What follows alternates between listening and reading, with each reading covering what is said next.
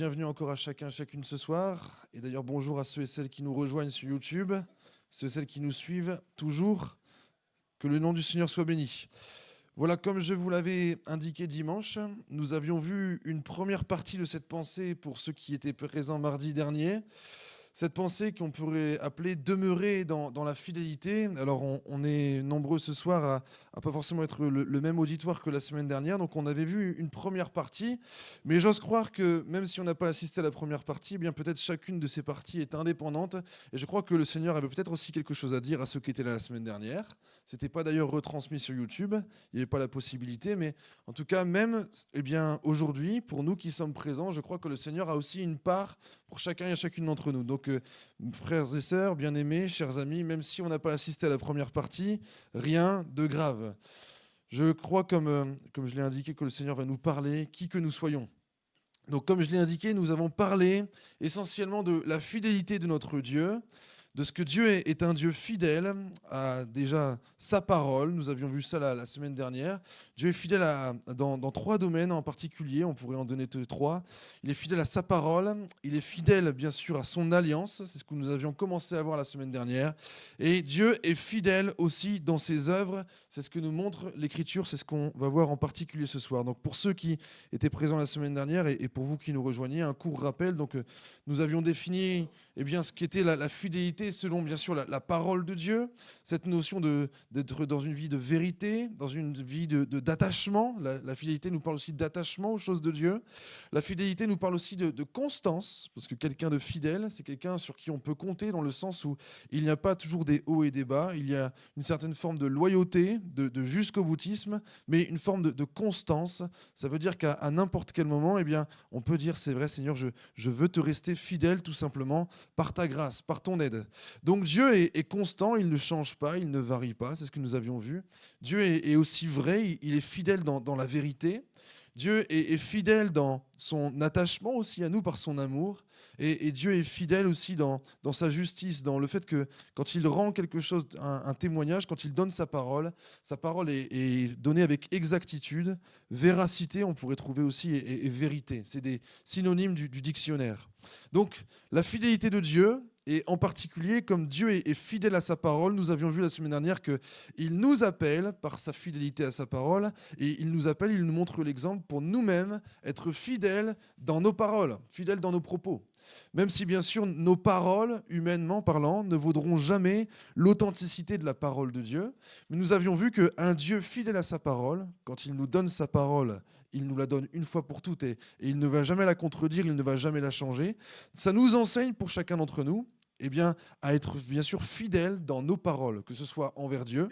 On avait vu nos paroles dans nos engagements, dans nos vœux, nos souhaits qu'on formule des fois dans la prière, mais également la fidélité dans nos paroles envers nos semblables. Parce qu'il y a deux notions de la fidélité. Être fidèle à Dieu, comme Dieu nous est fidèle, mais aussi être fidèle dans nos rapports les uns envers les autres.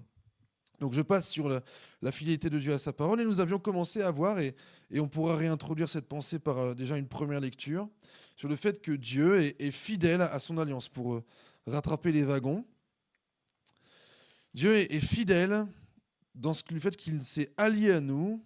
Ça nous permet de faire la jonction entre mardi dernier et aujourd'hui. Deutéronome chapitre 7, à partir du verset 9. Dans Deutéronome chapitre 7, verset 9, je lis pour chacun d'entre nous.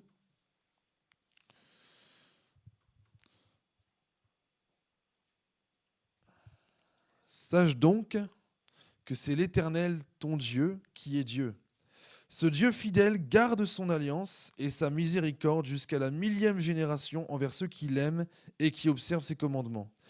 Mais il use directement de représailles envers ceux qui le haïssent et il les fait périr. Il ne diffère pas envers celui qui le hait, il use directement de représailles. Verset 11, « Ainsi, observe les commandements, les lois et les ordonnances que je te prescris aujourd'hui et mets-les en pratique. » Donc on comprend par là que derrière cette idée d'alliance, le fait que Dieu se soit allié avec son peuple, ici on est dans l'Ancien Testament, donc c'est pas le fait de s'allier avec l'Église, on n'en est pas encore là, c'est s'allier avec le peuple juif, le peuple hébreu. Il leur communique la loi dans le désert et il leur donne donc cette alliance. Et quiconque formule une alliance, on sait qu'en général, il y a au moins deux parties dans une alliance, n'est-ce pas? Et donc Dieu promet, il atteste à son peuple qu'il gardera son alliance, mais il demande aussi à son peuple, au verset 11, lui aussi d'observer les commandements, ça fait partie de l'alliance, de garder la loi, de garder les ordonnances qui lui ont été prescrites afin de les mettre en pratique. Donc la fidélité de Dieu envers son alliance ne faillira jamais. Dieu nous a donné son alliance, et pour nous, encore plus qui vivons dans l'Église, dans le Nouveau Testament, eh bien, Christ a dit à ses disciples, prenez, ceci est mon sang. Vous vous rappelez, lors de son dernier repas, ce repas de la Pâque, Jésus a levé la coupe, cette coupe de vin qui a institué pour chacun d'entre nous la Sainte Seine, le pain, le vin que nous prenons chaque dimanche. Jésus lève cette coupe et il dit à ses disciples, ceci représente le sang de l'alliance, la nouvelle alliance qui est traitée en mon sang. Donc Jésus a ouvert pour chacun d'entre nous une alliance, nous montre l'Écriture, encore plus excellente. Christ s'est allié avec nous. Christ s'est allié avec toi, avec moi, mon frère, ma sœur, et c'est ça qui est merveilleux. Et par l'idée de cette alliance, on comprend que s'il y a des engagements où, sur le plan humain, on vit dans une société où, on le voyait un peu la semaine dernière, il y a de moins en moins de paroles, il y a de moins en moins d'engagements qui sont tenus. On peut donner sa parole aujourd'hui, on peut se marier aujourd'hui, et 10, 15 ans, des fois même, voire moins plus tard. Il y a même des personnes, ça m'a toujours étonné, mais il y a des choses des fois tellement étonnantes qui arrivent dans ce monde. Il y en a qui divorcent même dans l'année. On peut se donner une parole aujourd'hui, et quelques mois plus tard, eh bien, retirer complètement sa parole. Je crois que Dieu ne voit pas les choses du tout ainsi, et il nous montre cet exemple d'un Dieu qui garde son alliance fidèlement. Une fois qu'il a donné sa parole, mais une fois aussi qu'il a donné son alliance, c'est-à-dire sa protection, sa miséricorde, sa grâce, cette main tendue envers chacun d'entre nous, et sa promesse. Derrière l'idée d'une alliance, il y a aussi une promesse de soutien éternel. Eh bien, ce que l'on peut comprendre pour chacun d'entre nous, c'est que nous sommes amenés aussi, pour chacun d'entre nous, qui rentrons dans cette alliance, au moyen de Jésus-Christ. Pour ceux et celles qui croient en lui, nous sommes attendus aussi dans le fait de demeurer dans cette alliance. Christ est fidèle dans son alliance, en ce qu'il est fidèle aussi dans son pardon. Dans la deuxième épître de Paul à Timothée, il y a l'une des promesses les plus importantes aussi pour chacun d'entre nous. Je crois qu'il y a beaucoup de promesses dans l'Écriture, mais dans 2 Timothée chapitre 2, verset 11, on peut lire ceci. « Cette parole est certaine, si nous sommes morts avec lui, nous vivrons aussi avec lui. Si nous persévérons, nous régnerons aussi avec lui. Si nous le renions, lui aussi nous reniera. » Verset 13, « Si nous sommes infidèles, il demeure fidèle, car il ne peut se renier lui-même. » La fidélité de Dieu à son alliance va même au-delà, et ça peut-être ça pourra nous étonner ce soir, de nos infidélités personnelles. Parce que comme on a pu le voir et le constater, eh bien, la fidélité de Dieu, elle est inébranlable, comme il est Dieu, comme il est toujours fidèle, comme il ne change pas. Mais pour nous, eh bien, il nous est compliqué, il nous est difficile sur le plan humain de toujours rester fidèle, n'est-ce pas ? Qui peut dire encore ce soir, si on chemine avec le Seigneur peut-être depuis quelques semaines, peut-être certains quelques mois, d'autres même quelques années ou décennies, qui peut dire j'ai toujours été fidèle au Seigneur ? En tout cas pas moi, je baisse la main. Mais la grâce de Dieu, c'est que si nous sommes infidèles, il demeure fidèle, car il ne peut se renier lui-même. Ça veut dire que sa fidélité, son alliance, elle va même au-delà de tes infidélités, mon frère, ma sœur, cher ami ce soir.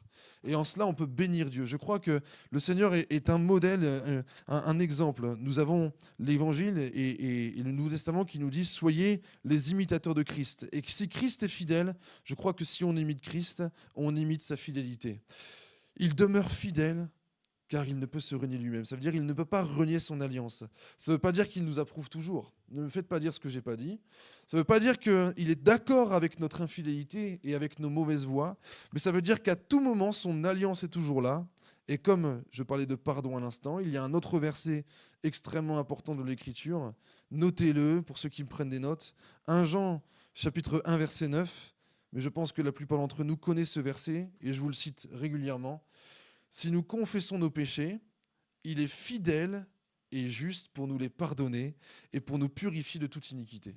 Ça veut dire, mon frère, ma sœur, cher ami ce soir, si j'ai été infidèle, s'il m'est arrivé, humainement parlant, de manquer et de ne pas demeurer dans la fidélité envers l'engagement que j'avais dans le Seigneur, eh bien, il est fidèle et juste pour me pardonner mes péchés encore ce soir, pour te pardonner tes fautes, mon frère, ma sœur. Alléluia.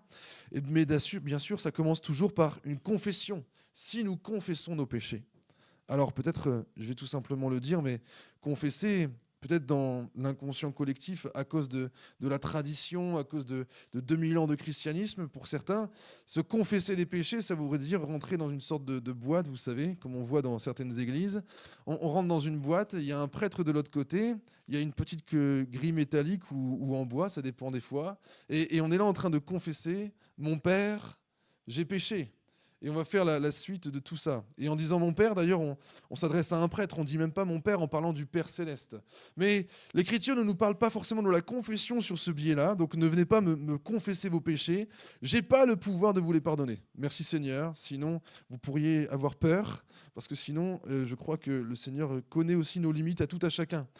On est amené à se pardonner les uns aux autres, mais le Seigneur nous montre que le pardon des péchés, c'est lui qui l'a entre ses mains. Jésus l'aura dit d'ailleurs. Le Fils de l'homme a le pouvoir de pardonner les péchés. Donc ce n'est pas l'Église qui a le pouvoir de pardonner les péchés. Certains ont l'impression qu'en confessant leurs péchés, même à un frère, à une sœur dans l'Église, ils vont obtenir le pardon. Non, le pardon, tu l'auras à genoux, mon frère, ma sœur, et pas forcément dans des rituels, pas forcément dans des forces de prière, vous savez, à prier des heures pour avoir le pardon des péchés. Juste une sincérité de cœur. Seigneur, tu vois mon état de péché. Tu vois, je te présente cette situation, elle n'est pas à ta gloire. J'ai été infidèle ou je le suis infidèle et viens te le confesser. Je sais que tu es fidèle et juste pour me pardonner et pour purifier de toute iniquité. Ça, c'est un exemple de la fidélité de Dieu à son alliance, de la fidélité de Christ même, le Seigneur Jésus-Christ, notre Sauveur, notre Seigneur. Gloire à lui, gloire à lui. Alors, il est fidèle à son alliance, mais puisque je parlais d'engagement à l'instant, je crois qu'il attend aussi de tout à chacun d'entre nous que nous puissions être fidèles dans notre foi. Et je parlais tout à l'heure de fidélité, donc de constance, de sérieux, de suivi, d'attachement. Christ attend de chacun d'entre nous que nous soyons fidèles dans la foi jusqu'au bout. Est-ce qu'on peut aller dans l'évangile de Matthieu ? Évangile de Matthieu, chapitre 24. Évangile de Matthieu, chapitre 24. Et on va lire à partir du verset 42. Jésus parle énormément du jour de son retour, de la fin des temps, du fait de lui rester attaché jusqu'au bout dans le chapitre 24. Et donc on arrive ici au verset 42. Veillez donc, il nous demande de veiller jusqu'au bout, puisque vous ne savez pas quel jour votre Seigneur viendra. Il est fait question ici bien sûr de l'enlèvement de l'Église. Pour ceux qui pourraient se poser des questions, pour ceux qui nous rejoignent, on sait que Christ va venir enlever son Église, ceux et celles qui marchent fidèlement avec lui, ceux et celles qui lui sont attachés, qui croient en lui. La parole de Dieu nous montre que Jésus va venir enlever son Église de ses problèmes terrestres. Vous ne savez pas quel jour votre Seigneur viendra. Sachez-le bien, si le maître de la maison savait à quelle veille de la nuit le voleur doit venir, il veillerait et ne laisserait pas percer sa maison. C'est pourquoi vous aussi, tenez-vous prêts, car le Fils de l'homme viendra à l'heure où vous n'y penserez pas. Verset 45.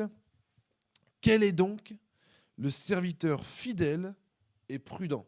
Vous voyez, ce mot fidèle, il apparaît. Quel est donc le serviteur fidèle et prudent que son maître a établi sur ses gens pour leur donner la nourriture au temps convenable ? Heureux ce serviteur que son maître à son arrivée trouvera faisant ainsi. Je vous le dis en vérité, il l'établira sur tous ses biens. Amen. Christ ici nous montre que puisqu'il s'est engagé, il y a une idée d'alliance avec nous. Dans cette alliance, il y a aussi cette promesse de venir un jour chercher son Église, tous ceux et celles qui croient en lui, qui demeurent attachés à sa parole, et même ceux qui sont morts en Christ de tout temps, depuis 2000 ans de christianisme. L'Écriture nous montre, et je bénis Dieu pour cela, que c'est d'abord les morts en Christ qui ressusciteront. Il y aura une résurrection des morts le jour de l'avènement du Seigneur Jésus-Christ dans les nuées, dans le ciel. Il y aura une résurrection des morts qui d'abord paraîtront et ensuite, tous ensemble, nous montre l'Écriture, nous paraîtrons, nous irons avec lui à sa rencontre sur les nuées. Béni soit Dieu pour ce jour du retour du Seigneur Jésus-Christ. Mais en attendant, dans cette promesse de venir un jour nous chercher, Christ attend de chacun d'entre nous, puisqu'il est fidèle à sa promesse, à son alliance.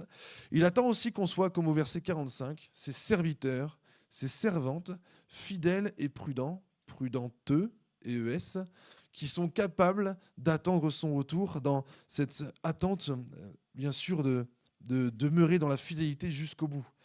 L'Écriture nous montre que justement dans la fin des temps, il y aura une grande tentation justement de sombrer dans l'infidélité, même de l'abandon de la foi. Il y aura l'amour pour les choses de Dieu qui va être amené à diminuer. L'amour du plus grand nombre, nous dit l'Écriture, se refroidira. C'est d'ailleurs dans Matthieu 24. Vous pouvez relire tout le chapitre à la maison, mais Jésus nous donne toutes ces indications-là pour nous montrer que justement dans la fin des temps, s'il attend de nous que nous soyons des serviteurs et des servantes fidèles et prudentes, c'est justement parce que ce sera difficile de demeurer fidèlement attaché au Seigneur Jésus-Christ et de ne pas sombrer dans les tentations de ce monde, par l'amour du monde, par peut-être l'amour des choses passagères, ou tout simplement les séductions qui peuvent nous gagner ici et là. Jésus-Christ attend de chacun d'entre nous que nous honorions aussi, je le crois, la fidélité à son alliance. Et par là même, on comprend, ça demeure dans le fait de garder la foi jusqu'au bout. Paul dira, bien sûr, j'ai achevé la course, j'ai gardé la foi. Déjà, demeurer fidèle à l'alliance que Christ attend de nous, c'est aussi de demeurer dans la foi. C'est pas forcément faire des choses, c'est pas forcément faire des œuvres. On le sait, le salut est d'abord par grâce, par le moyen de la foi. Et mon frère, ma sœur, il nous est demandé tout simplement d'obéir au Seigneur, mais tout démarre par une démarche de foi. Mon frère, ma sœur, le Seigneur nous attend à une fidélité à toute épreuve, mais aussi à une fidélité jusque dans les temps les plus difficiles. Fidélité parce que le Seigneur sait que, pour certains d'entre nous, c'est déjà le cas, pour d'autres, c'est peut-être en cours de réflexion, mais il nous demande aussi d'être fidèles à l'engagement que nous avons pris avec lui, notamment par les eaux du baptême. On va le voir, et dans 1 Pierre chapitre 3, verset 21, n'affiche pas forcément le verset, je fais que le citer, mais pour ceux qui prennent des notes, notez bien 1 Pierre chapitre 3, verset 21, et il y a un mot qui qualifie le baptême d'eau, c'est l'engagement d'une bonne conscience envers Dieu. C'est ça que dira l'apôtre Pierre au sujet du baptême d'eau. Il décrira que l'eau du baptême est l'engagement d'une bonne conscience envers Dieu. Je crois, bien-aimés frères et sœurs, pour nous qui sommes baptisés d'eau, ou qui peut-être se posent la question par rapport au baptême, de savoir que cet engagement que nous avons pris, ou que peut-être nous réfléchissons à prendre, n'est pas un engagement à la légère. Je parlais tout à l'heure, on vit dans un monde où je peux donner ma parole aujourd'hui et la renier demain. Je peux m'engager dans quelque chose aujourd'hui et complètement changer d'avis. L'homme est ainsi fait, la femme est ainsi faite aussi également. Nous sommes devenus comme ça à cause de l'emprise du péché.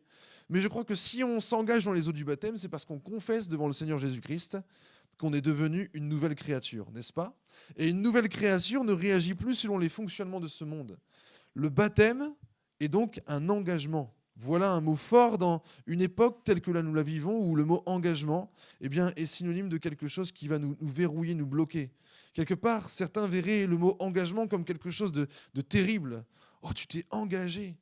Je me rappelle, je crois que vous l'avez déjà confié une fois, quand j'ai parlé à mes collègues de travail, quand je travaillais encore, quand j'ai épousé Alexandra, certains me disaient, mais tu t'engages dans le mariage. Ouh là là là là, ouh là là. Tu t'engages, rien que le mot engager. Ça veut dire que littéralement, engager, c'est engageant, c'est une démarche où on y met toute sa personne. Et on y met toute bien sûr, notre conscience, on y met bien sûr toute notre démarche, toute notre bonne volonté. Et je crois que ça a tout démarré par là, par la bonne volonté, par la démarche, l'engagement de notre Seigneur Jésus-Christ. On l'a vu la semaine dernière, et je crois que c'est plus que jamais remarquable. On ne fera que lui rendre gloire pour cela. Le Seigneur Jésus-Christ s'est donné tout entier. S'il y a bien quelqu'un qui s'est mouillé pour nous, excusez-moi l'expression, mais c'est Jésus-Christ. Jésus-Christ s'est donné tout entier, il s'est livré. Et nous, il attend aussi en retour que nous puissions aussi, excusez-moi l'expression, mais nous mouiller. Si peut-être le mot engagé ne parle pas, peut-être ce soir, à la manière du monde, peut-être on va parler, mais il faut se mouiller, je le crois. L'engagement d'une bonne conscience envers Dieu. C'est d'ailleurs, je n'avais pas prévu de faire un rapprochement, mais je parle de se mouiller, mais on parle de baptême, justement. Donc littéralement, se mouiller. Je crois que Christ attend de chacun et chacune d'entre nous que nous soyons capables de nous mouiller pour lui, de nous engager littéralement avec lui. Mais une fois engagés, je crois que si nous nous sommes engagés un jour avec lui dans les eaux du baptême, il attend aussi, par ce baptême, que nous puissions l'honorer chaque jour. Le baptême n'est pas juste un acte pour dire, eh bien, ça y est, c'est fait, j'ai coché la case, je me suis fait baptiser en telle année par tel pasteur. Vous savez, il y en a certains, même j'ai croisé des chrétiens, pas encore ici, je vous rassure, mais peut-être c'est des pensées qui naissent des fois dans les cœurs, on ne sait pas. Mais en tout cas, ici, personne ne me l'a jamais dit, mais par le passé, Vous savez, vous en avez peut-être même connu vous-même, des chrétiens qui réagissaient ainsi. J'ai tant d'années de conversion, tant d'années de baptême. Et des fois, j'ai envie de dire, toc, toc, toc, et qu'est-ce que tu en as fait? Tu en es où? Je ne sais pas si vous étiez là dimanche, mais il y a eu un charisme d'ailleurs qui était dit dans un tout autre domaine. C'était par rapport au talent, par rapport au fait de servir Dieu. Je t'ai confié certaines choses, je t'ai accordé de grandes grâces, mais un jour tu comparaîtras devant moi et qu'est-ce que tu chercheras à m'apporter? Qu'est-ce que tu en auras fait? Et peut-être ce soir on pourrait se dire, oui, j'ai tant d'années de baptême. Vous savez, je ne me suis même pas amusé à calculer. Je crois que cette année, je suis arrivé à 15 ans de baptême. Mais des fois, je me dis, Seigneur, qu'est-ce que j'ai fait de ces 15 ans de baptême? Qu'est-ce que j'ai fait entre deux? Qu'est-ce que j'ai porté comme fruit pour toi? Je pense que c'est une bonne démarche, je ne dis pas ça pour me mettre en avant, mais je pense qu'on est tous amenés à le faire un jour ou l'autre, des bilans comme ça réguliers. Je ne sais pas si vous les faites, de s'imposer un rythme personnel et de dire dans la prière, Seigneur, où j'en suis avec toi? Mais sincèrement. Et des fois, je ne vous cache pas, parce que je vois déjà vos têtes, vous allez dire, mais ça c'est Clément le pasteur qui parle. Non, je ne suis pas qu'un pasteur. Derrière, il y a un enfant de Dieu. Et je vous le dis sincèrement. Je suis un enfant de Dieu avant tout. Le pasteur, c'est juste le serviteur, celui qui veut servir l'Église. Mais il y a un enfant de Dieu. Et c'est en tant qu'enfant de Dieu que je m'approche de lui et que je dis, Seigneur, où j'en suis avec toi? Et où j'en suis par rapport à mon engagement? Je t'ai donné ma vie. Tu t'es donné tout entier pour moi. Je t'ai donné ma vie. Tu t'es engagé complètement. Tu as donné ta fidélité à ton alliance. Et moi, où j'en suis avec toi? Toutes les paroles que je t'ai déjà dites, toutes les prières que je t'ai déjà formulées, qu'est-ce que j'ai accompli? Qu'est-ce que j'ai déjà fait? Toutes les choses que tu m'as accordées dans ta grâce, comment je les gère encore aujourd'hui? Et à chaque fois qu'on dit ça, des fois, je crois que je vois aussi vos visages qui font oui. Je crois on a le tournis. Excusez-moi de le dire ainsi. On se dit, Seigneur, je suis encore si loin du but. Tu attends tellement de choses de chacun et chacune d'entre nous. Des fois, je disais même la semaine dernière pour ceux qui étaient là, on s'est même bloqué par nos paroles. On parlait de fidélité à nos paroles, mais on s'est même bloqué en disant, Seigneur, j'irai jusqu'au bout pour toi. Et le lendemain, un peu comme l'apôtre Pierre, oh non, je ne connais pas ce Seigneur Jésus-là. Je ne connais pas. Vous voyez Pierre qui renie 3 fois Jésus. Des fois, on est capable de faire des grandes promesses. Seigneur, si tu fais ça, eh bien, j'accomplirai ce service pour toi, j'accomplirai ce vœu pour toi. Si tu réponds à ma prière, je promets que cette année, je ferai ceci ou cela. Alors le Seigneur nous donne cette grâce, et nous, après, on oublie la condition. Des fois, il y en a certains qui ont fait des vœux ainsi. Donc, c'est vrai qu'on est amené à veiller véritablement sur nous-mêmes. Où j'en suis dans mon engagement dans le baptême, si peut-être c'est le cas ce soir. Peut-être se poser la question, Seigneur, je t'ai donné ma vie, mais est-ce que je te l'ai réellement donné ou c'était peut-être juste pour cocher une case? Ou peut-être qu'à l'époque, c'était se donner véritablement, mais au cours du temps, eh bien, la réalité du baptême d'eau est devenue un fait du passé. Mon frère, ma sœur, est-ce que peut-être au fond de toi, il y a peut-être une forme de routine qui s'est installée et quelque part un cheminement de dire, eh bien, compter les années de conversion, compter les années de cheminement avec le Seigneur et parfois même, malheureusement, s'en servir comme un sujet de vaine gloire, un sujet de dire, mais de s'élever par rapport aux autres ou de dire tout simplement, c'est vrai, Seigneur, j'ai encore besoin de ta grâce. Donc ici, on parlait de fidélité, surtout par rapport à notre Dieu, fidélité dans la foi jusqu'au bout, fidélité dans notre baptême. Mais ce soir, je voudrais aussi vous parler de fidélité dans nos relations humaines.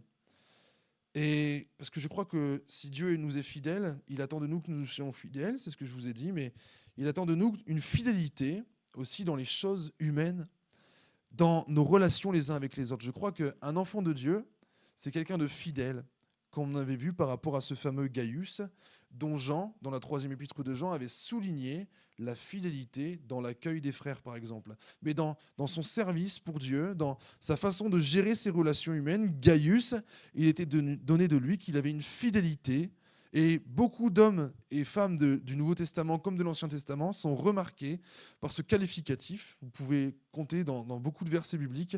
Ils sont demeurés ou donnés comme des hommes fidèles, des femmes fidèles. Ça veut dire qu'ils étaient fidèles à Dieu, mais aussi on pouvait compter sur eux.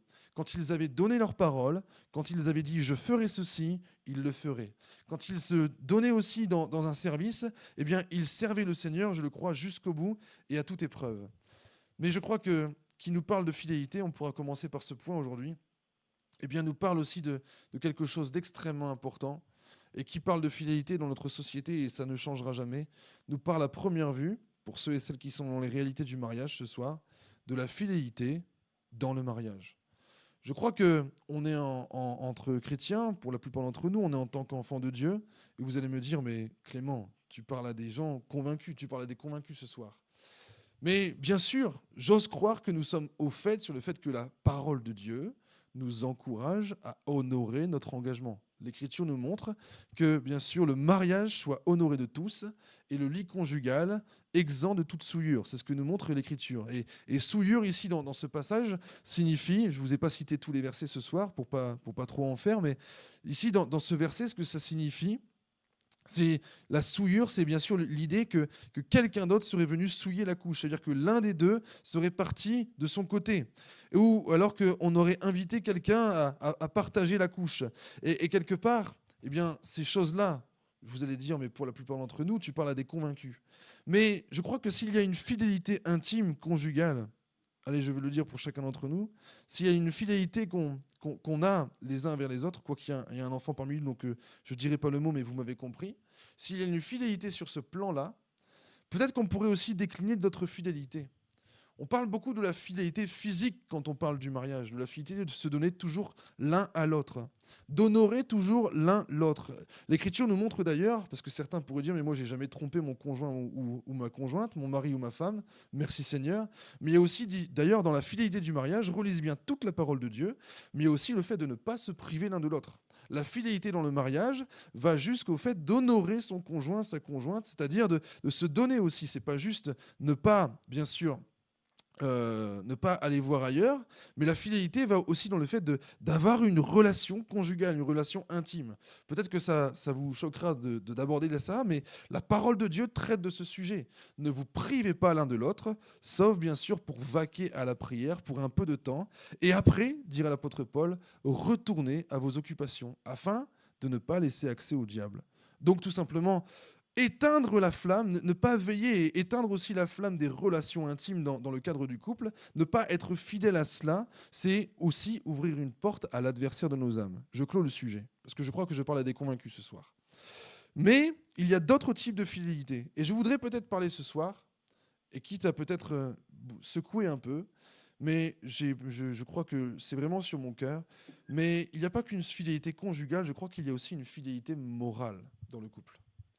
Je crois que quand le Seigneur nous attend dans la fidélité à notre mariage, et moi qui suis marié, je pense que vous savez bien que je le prends aussi pour moi, il y a aussi une attente particulière de chacun et chacune d'entre nous. Et je crois que quand le Seigneur a dit aussi que l'homme et la femme qu'il a formés seront unis et ne formeront qu'une seule chair, il ne parlait pas que de relations intimes, il nous parlait de former une seule chair pour tout notre quotidien. Frères et sœurs, je crois que personnellement, il nous est aussi de notre devoir pour nous et qui sommes dans les réalités du mariage, ou peut-être pour ceux qui réfléchissent aux réalités du mariage, de réfléchir aussi sur ce qu'on appelle la fidélité morale, c'est-à-dire la fidélité sentimentale. Est-ce que peut-être quelque part, au fond de toi, mon frère, ma sœur, tu sais que tu es fidèle de la façon conjugale, c'est-à-dire il n'y a pas d'adultère, mais est-ce que tu as aussi la fidélité morale dans le sens où il n'y a pas un confident ou une confidente, un ami ou une amie proche qui est plus au courant de tes secrets les plus intimes que ton propre conjoint, que ton propre mari, que ta propre épouse? Je crois que personnellement, devant le Seigneur, quand on veut être un couple qui glorifie le Seigneur, et personnellement, c'est aussi un cri de mon cœur, j'ai véritablement eu à cœur d'aborder ce sujet avec vous. Je crois que la fidélité dans le mariage, c'est aussi de ne pas avoir de cachotterie et de dire non, ça, c'est pas pour mon conjoint, c'est pas pour ma femme, ça, c'est pour ma meilleure amie ou mon meilleur ami, parce qu'il n'est pas digne de savoir. Parce que peut-être avec le temps, il y a une distance qui s'est prise. Je ne juge pas. Peut-être qu'avec le temps, il y a des écarts qui se sont créés au sein du foyer, au sein du couple, et l'un et l'autre est parti chercher des confidents, des confidentes, voire même parfois trahir des secrets du couple, trahir des secrets sur son partenaire, sur celui ou celle que le Seigneur a mis à nos côtés. Mon frère, ma sœur, je crois que divulguer des choses qui concernent le foyer sur tous les toits ne glorifie pas le Seigneur. Et parfois, vous allez me dire, on a besoin d'aide, mais j'ai remarqué parfois que ceux qui crient le plus leurs secrets sur tous les toits, et j'en ai rencontré, croyez-moi, et j'ai pas peur de le dire encore ce soir, ceux et celles qui crient leurs sujets sur tous les toits, justement, ils vont pas chercher un frère ou une sœur de bonne conscience, de bonne confiance, mais parfois, comme son nom l'indique, c'est justement sur tous les toits. On va chercher un tel, on raconte tout, on déballe son sac. On va chercher encore une telle, on raconte tout, on déballe son sac. Et parfois, je me suis rendu compte même que des fois, il y a des situations, et j'ai pas peur de le dire, où même l'Église est au courant de toute la situation de couple, où certains sont au courant de tout, là où peut-être on aurait peut-être préféré garder une confidentialité. Au nom d'aller chercher du soutien dans la prière, on a tout déballé. Ou peut-être au lieu de dire tout simplement, eh bien, priez pour moi, on traverse une situation difficile, eh bien, on a tout raconté. Et il m'a fait ci, et il m'a fait ça. Et moi, je lui ai dit ci, je lui ai dit ça. Et je crois sincèrement, frères et sœurs, qu'il y a aussi une fidélité morale au sein du couple. Peut-être que vous n'avez jamais eu l'occasion qu'on l'aborde sur ce plan-là, mais personnellement, ça m'a toujours attristé.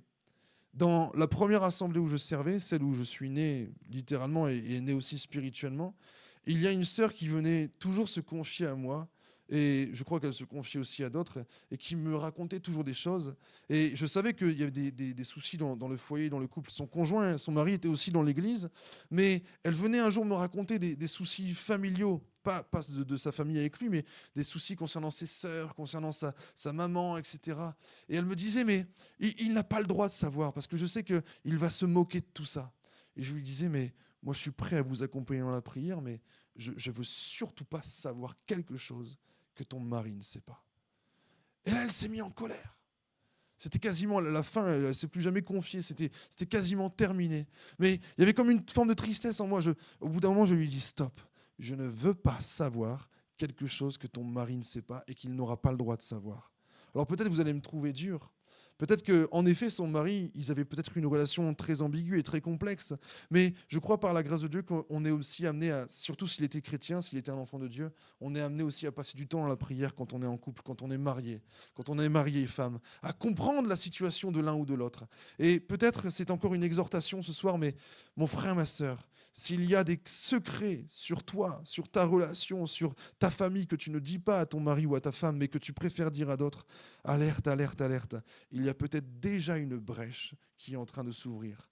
Vous savez, les brèches pour l'adversaire, ce n'est pas que la fidélité sur le plan physique. Je crois qu'il y a des foyers qui ont ouvert des brèches en allant chercher un confident ou une confidente.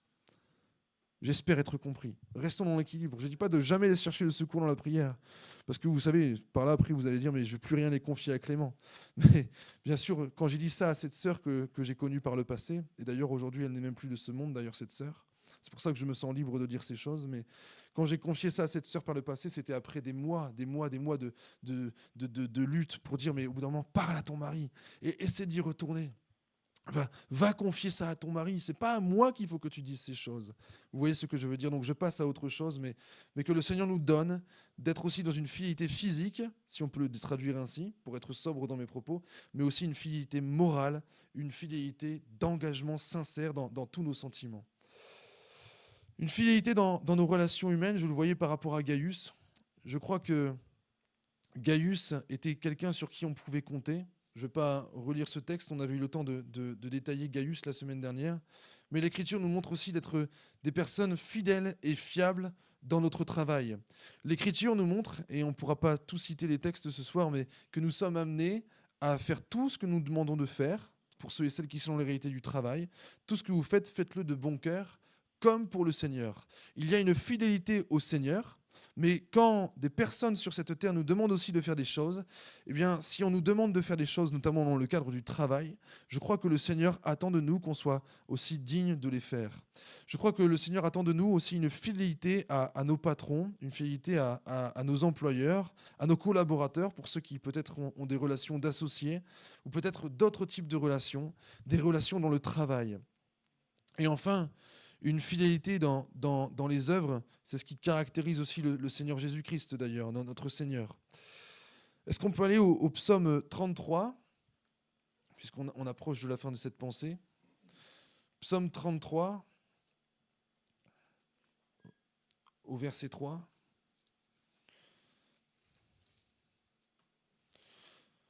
Je vous ai dit tout à l'heure en introduction que le Seigneur était fidèle à sa parole, fidèle à son alliance, mais fidèle dans ses œuvres. C'est la conclusion de cette pensée en deux parties. Psaume 33 à partir du verset 3, et je lis pour nous.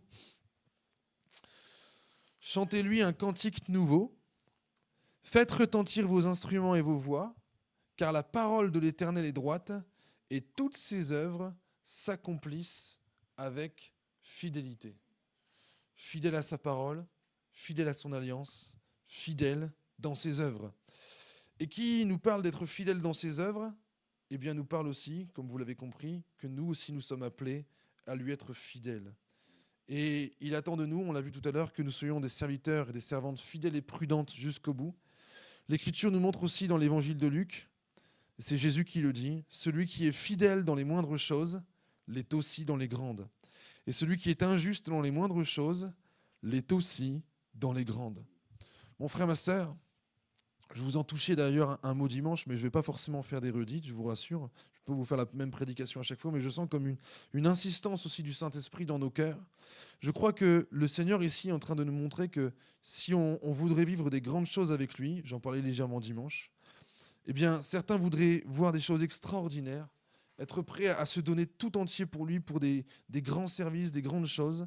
Mais encore ici, le Seigneur attend de nous, et je crois que ça nous a été rappelé aussi par le charisme dimanche, une fidélité dans les moindres choses. Parfois, les petits détails, les petits domaines du quotidien, les choses les plus insignifiantes à nos yeux, on pourrait dire, mais ça, c'est rien. Et on aurait tendance à les laisser. Mais je crois que le Seigneur attend de chacun et chacune d'entre nous que nous soyons fidèles, même dans les plus petites actions du quotidien. Le Seigneur n'est pas fidèle que dans ses grandes promesses du Nouveau Testament comme de l'Ancien, je vous l'ai dit tout à l'heure. Le Seigneur est fidèle dans les petits domaines de nos vies. Et d'ailleurs, des petits, laissez-moi vous dire, rien que le fait d'avoir toujours à manger dans son assiette, je le crois, le Seigneur nous a montré, jamais je n'ai vu le juste mendier son pain. Eh bien, le fait d'avoir toujours eu quelque chose par la grâce de Dieu, combien j'entends même des témoignages ici ou là, des fois on est en galère par rapport à certaines factures, des fois on a des fins de mois difficiles, mais béni soit Dieu, plusieurs frères et sœurs disent toujours cela, je n'ai jamais manqué de rien. Je n'ai pas toujours eu la vie que je voudrais, on pourra dire, mais c'est vrai, gloire à Dieu, on sait que jamais, et c'est une promesse de l'Écriture, je n'ai vu le juste mendier son pain. Jésus nous a fait la promesse d'ailleurs de toujours veiller aux besoins primaires, aux besoins effectifs de ses enfants. Mais rien que dans ce domaine-là, on ne s'en rend pas compte tous les jours. Parfois même, certains enfants de Dieu ne prient plus avant le repas, vous savez, alors que l'Écriture nous exhorte à rendre grâce, par exemple. Mais même des fois, on rend grâce à l'habitude. Je ne sais pas si ça vous arrive.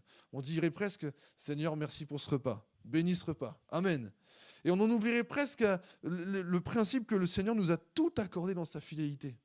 Je prends l'exemple toujours du repas parce que c'est quelque chose de tellement mécanique à nos yeux. On est parti chercher quelque chose au magasin, on l'a acheté, on l'a préparé, on l'a cuisiné. Ou alors si c'est une boîte, on l'a pris, on l'a réchauffé. Mais on ne se rend même plus compte de la fidélité de Dieu dans les petites choses du quotidien, comme aussi dans les plus grandes. Mais je crois que le Seigneur aussi nous attend dans les petits détails. Alors peut-être tout simplement, ce soir, l'occasion de dire, c'est vrai, Seigneur, j'attends des grandes choses avec toi, tu m'as promis des grandes choses, tu m'as promis que peut-être je serai amené à être un ouvrier, une ouvrière pour toi dans certains domaines, et j'attends ta promesse. Tu vois, Seigneur, il y a des chrétiens comme ça qui sont comme bloqués, verrouillés. Tu vois, Seigneur, j'attends beaucoup de toi dans ce domaine, et je sais que tu m'as promis que je te servirai dans tel ou tel service auquel j'aspire, et c'est comme bloqué, verrouillé, et le frère ou la sœur comprend pas. Mais parfois, je crois que le Seigneur voudrait nous interpeller aussi, nous dire, mais est-ce que tu me montres aussi ta fidélité, même dans peut-être le service, excusez-moi l'expression, mais le plus insignifiant à tes yeux, à mes yeux. Je vais vous avouer un secret, mes frères et sœurs. Le service qui peut-être fait partie, excusez-moi de le traduire ainsi, mais je crois que ça trahit un certain état d'esprit dans nos églises, mais l'un des services qui est le plus insignifiant pour beaucoup de frères et sœurs, qui est le plus méprisé, eh bien, je crois que, pour moi, à mes yeux, c'est le plus grand des services, et je vais vous l'expliquer. Je voudrais vous parler tout simplement peut-être du service de ménage. Pour moi, et je ne vous le dis pas hypocritement, c'est sincère, je l'ai toujours dit depuis le début de ma conversion, et ça tout simplement parce que je n'ai jamais été intégré à aucun service de ménage, c'est le secret, vous allez l'apprendre.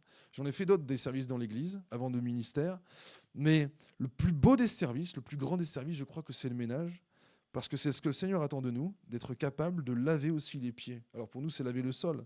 D'être capable de laver les pieds de ses frères, de ses sœurs. Le Seigneur Jésus-Christ nous a montré ainsi l'exemple en se rabaissant à quelque chose qui était insignifiant. Et pour d'autres, J'en ai vu des frères et sœurs qui venaient à moi me dire mais je veux servir par exemple, mais quand je leur dis et pourquoi pas commencer par le ménage? Surtout que dans l'église, et on n'est pas la seule, vous savez, il y a toujours des besoins, dans toutes les églises, il y a des besoins dans le ménage. Alexandra a commencé dans une église de au moins 300-350 membres, et ils étaient 2 pour faire le ménage. Alors ça va vous étonner, mais il y avait du monde pour d'autres services, il y avait du monde pour des choses peut-être un peu plus visibles, un peu plus signifiantes peut-être, là où le ménage paraissait insignifiant. Là où c'était, je vais juste passer l'aspirateur sur la moquette dans l'église, personne va le voir, personne va le savoir. Donc là, il n'y avait pas beaucoup de candidats. Mais j'aime le dire, avant même de rentrer dans l'église, avant même d'entendre un premier chant de cantique, un mot d'accueil, avant même d'entendre la prédication de la parole de Dieu, la première chose qu'une âme voit en rentrant dans l'église, c'est si le ménage est fait ou pas. Voilà pourquoi je l'ai toujours dit et je le proclamerai jusqu'au bout. En tout cas, c'est ma conviction personnelle, ce n'est pas la Bible. On est dans un avis personnel ce soir. Mais je crois que le plus beau et le plus grand des services, c'est le ménage, mon frère, ma sœur. D'ailleurs, il y en a qui même sont prêts à dire « Ah, le ménage n'a pas été fait aujourd'hui, ça se voit ». On ne le remarque pas d'ailleurs quand c'est fait, mais l'être humain a une fâcheuse tendance à ne le remarquer quand c'est pas fait. Et des frères et sœurs viennent me dire « Oh, ça se voit, quelqu'un n'est pas passé le balai aujourd'hui. Ça se voit ». Et là, je dis souvent, mon frère, ma sœur, oui, c'est normal, tu n'étais pas là. Vous savez, j'ai une petite façon de le voir. Mais bon, je parle du ménage, mais on pourrait parler de bien d'autres services invisibles et parfois même que certains pourraient mépriser dans l'Église. Mais je crois plus que jamais que c'est dans la fidélité aussi, peut-être dans ces certaines choses de l'Église. Je crois que le Seigneur nous attend dans des petites choses avant de nous attendre dans des grandes choses. Et il m'est arrivé, moi par exemple, dans les débuts de ma vie de jeune serviteur, d'aller vider les coupelles de la Sainte Seine. Il y en avait beaucoup, un peu comme ici, vous savez. Je n'allais pas forcément préparer la Sainte Seine, je ne pouvais pas arriver un peu plus tôt, mais il fallait aller vider les coupelles de la Sainte Seine, ça soulageait beaucoup un frère de le faire. Et pendant ce temps-là, pendant que tous les frères et sœurs se saluaient dans le fond de l'église, moi j'étais toujours privé de la vie communautaire parce que je ne pouvais pas dire bonjour aux frères et aux sœurs. Et je me rappelle constamment, il fallait que ce soit propre, toujours bien nettoyé. Et je crois que le Seigneur nous attend aussi des fois dans des choses aussi peut-être insignifiantes à nos yeux, peut-être invisibles parfois. Et cela dans le service de l'Église, mais également, même j'en parlais tout à l'heure, dans nos relations patronales, hiérarchiques, avec ceux et celles qui travaillent peut-être même dans le monde qui n'est pas forcément croyant. Je crois que le Seigneur, ce qu'il attend de nous, c'est que nous soyons ses bons et fidèles serviteurs. Et ce sera le mot de la fin. Je crois que ce qu'on attend un jour dans le ciel, quand nous irons à la rencontre de Christ, on l'a vu tout à l'heure, un jour il y aura l'enlèvement de l'Église, mais il y a cette phrase que Jésus dit dans Matthieu 25, verset 23, et on pourra rester là-dessus. Matthieu 25, verset 23, « C'est bien, bon et fidèle serviteur, tu as été fidèle en peu de choses, je te confierai beaucoup, entre dans la joie de ton maître. » C'est suite à la parabole des talents, vous savez, il y a celui qui a 5 talents, il les fait valoir, il en a 10. Celui qui a 2 talents les fait valoir, il en a 4. Et par contre, il y a celui qui est le serviteur méchant et paresseux, qui lui n'a pas été fidèle dans les moindres choses, dans les petites choses. Le Seigneur lui avait confié certaines choses, mais il n'a pas veillé dessus, il ne les a pas mis en application. Et malheureusement, le Seigneur est amené à être dur aussi avec lui à la fin. Mais il y a les 2 premiers serviteurs, servantes, on pourrait dire pour nous aujourd'hui, à qui Jésus confiera « C'est bien, bon et fidèle serviteur ». Et je crois que s'il y a une phrase que vous et moi avons envie d'entendre un jour en entrant dans la gloire, c'est cette phrase. C'est bien, bon et fidèle serviteur. Peut-être tu auras eu à cœur de faire des grandes choses pour moi, mais ce que Jésus dénotera, c'est que tu as été fidèle en peu de choses. Tu as été fidèle dans les petites actions du quotidien. Comme Dieu a été fidèle dans ses œuvres, comme Dieu a été fidèle, nous sommes appelés à lui rester fidèles. Alors peut-être vous allez me dire, un petit peu comme dimanche, vaste programme, que la fidélité. Mais je crois que en toute chose, j'en ai pas forcément parlé ce soir, on ne peut pas en parler de tous les sujets à chaque fois, mais nous pouvons compter sur l'assistance du Saint-Esprit. Je crois qu'en toute chose, nous pouvons dire, c'est vrai Seigneur, voilà un vaste programme que la fidélité. D'ailleurs, ça a même dû tenir sur 2 mardis, tellement il y avait à dire. Voilà tellement de choses à appliquer. Peut-être certains ont même le tournis et dire, mais c'est ça la vie chrétienne, c'est ça que le Seigneur attend de nous. Peut-être on pourrait être découragé ce soir face à tant de réalités, et moi le premier, mais on pourrait simplement se dire, c'est vrai Seigneur, même quand on est infidèle, toi tu demeures fidèle. Même quand nous, on a tellement encore à apprendre de toi, même quand on n'est pas toujours ces bons et fidèles serviteurs et servantes, Seigneur, toi, tu es fidèle. Et tu viens nous aider par l'assistance du Saint-Esprit, nous permettre de demeurer dans la fidélité encore en cette année 2025. Cela non seulement vis-à-vis de lui, mais aussi dans toutes nos relations humaines. Alors que le Seigneur nous accompagne tout simplement dans sa grâce, que le Seigneur nous aide. Et j'ose croire que si un cœur crie tout simplement à lui pour dire « Seigneur, rends-moi fidèle, toujours plus fidèle », eh bien nous savons que nous pouvons compter sur lui. On prie ensemble tout simplement, frères et sœurs. Seigneur Jésus, je te remercie pour ta grâce. Merci pour ta présence parmi nous. On l'a chanté tout à l'heure, nous croyons que tu es présent par ton esprit. Et heureusement qu'on peut compter sur l'assistance de ton esprit. Sans cela, nous pourrions dire que ta parole de Dieu n'est que, Seigneur mon Dieu, là pour nous alourdir et nous dire, Seigneur, il y a tellement de choses à faire. Mais tu nous as toujours dit que ton Saint-Esprit était là comme le consolateur, celui qui viendrait nous conduire dans toute la vérité et nous conduire aussi dans tes plans, dans tes voies. Ta parole nous déclare même que tu es fidèle à ta parole au point que ton esprit nous rappellera les paroles que tu nous as dites. À tel point que même quand peut-être on aurait oublié tout ce que tu nous as dit dans ce message, ton Saint-Esprit viendrait nous le rappeler constamment. Ton Saint-Esprit vient déjà travailler nos cœurs et nos vies, nous rendant fidèles avec toi. Je te bénis pour ta fidélité, Seigneur. Ta fidélité au travers des âges, au travers des siècles. Et depuis que nous t'appartenons, depuis que nous t'avons donné nos vies, nous ne pouvons que constater que oui, tu as toujours été constant. Tu ne changes pas, tu ne varies pas. Merci, Seigneur mon Dieu.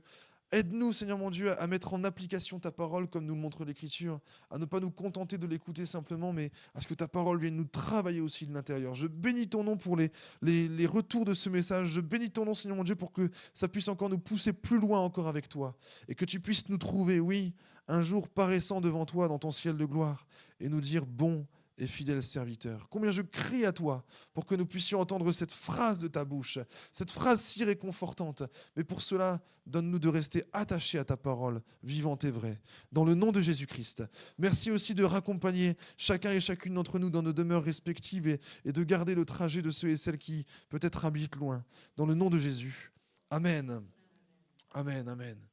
Que Dieu soit béni. Que Dieu soit béni. On se dit à jeudi, frères et sœurs, pour la réunion de prière.